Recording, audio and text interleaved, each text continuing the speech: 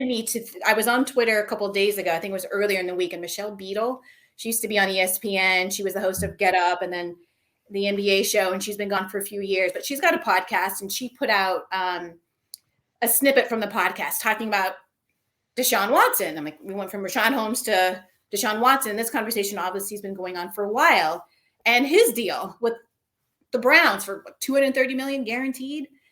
And there's a lot of conversation, especially from women who are working in sports right now, about whether or not the NFL likes women. Do they care about these women who who have these allegations against players, and why are they continuing to sign players, and why aren't they doing the investigations? And so for a while, I've been thinking about all this stuff, but it kind of came to, as I said earlier, kind of came to a T when I was thinking about what is the role of this employer, NFL, these individual teams, and why do we have such big expectations for them to act any differently than any other employer or employees?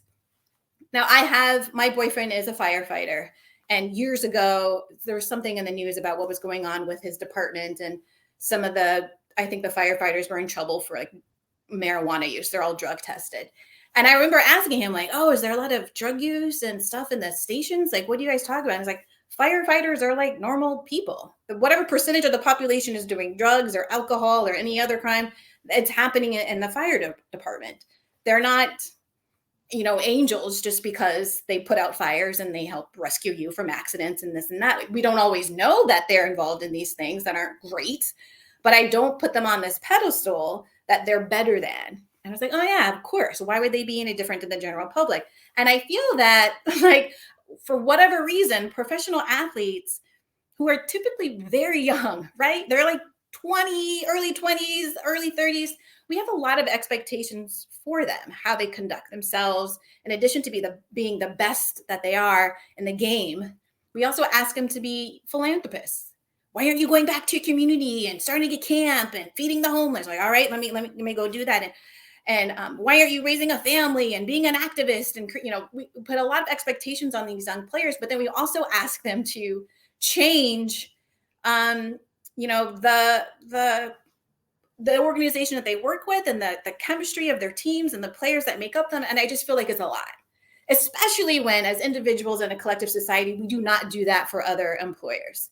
We make exceptions when it's convenient for us. We know that a lot of the corporations that we spend money on buying shirts and shoes and food and getting, on our apps to have something delivered to us, they're not all great companies, right? They're making hand over fist. They're not treating their employees the best. A lot of them aren't making a living wage, don't get healthcare, but we kind of let that go a lot of times because it's convenient for us. But for whatever reason, we have these high expectations, in my estimation, with these players to be amazing human beings above and beyond. But in fact, they're just like the firefighters I was describing. There's going to be a portion of them that aren't great.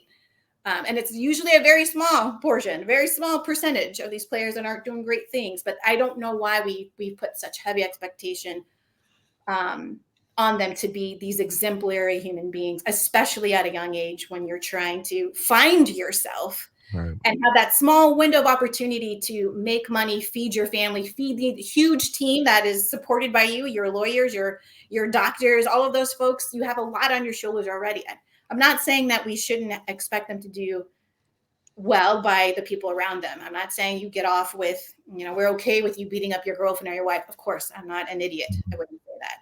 But I'm just saying I do think we put a lot of pressure on people, on professional athletes, to be above and beyond when we don't do that for other people and other employers. And that is my soliloquy.